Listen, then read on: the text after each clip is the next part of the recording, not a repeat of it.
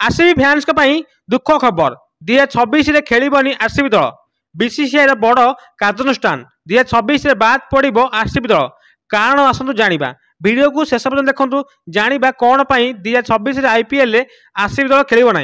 दर्शक बंधु जून 3 IPL 2025 final Punjab को हराई 18 वर्ष पर प्रथम थर पर ट्रॉफी नेला आरसीबी। यार ठीक परदिन माने जून 4 रे बांग्लोर चिन्नास्वामी स्टाडियम रे विक्टोरी सेलिब्रेशन है जो कि 6 लाख लोक समागम होता। सेठी मध्य दला चकटार 11 जीवन गला जो कि एबे आरसीबी को दायी कराउछि। एबे केस एबे कोर्ट रे अछि। दोषी किए कर्नाटक सरकार ना पुलिस प्रशासन ना आरसीबी दल कहा उपरे हेबो कार्यानुष्ठान ताहा तो कोर्ट डिसीजन करिवो।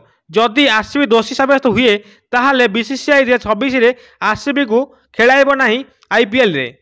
ये हूँ आज सबुठ बड़ खबर 2026 बाद देव बीसीसीआई आईपीएल रे आरसीबी दल को।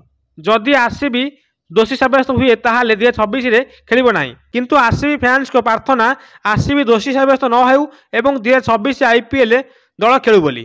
दर्शक बंधु आपण कमेंट कर कहतु आपण मत कौन रहा राय आरसीबी दोषी साब्यस्त हेबो ना नहीं।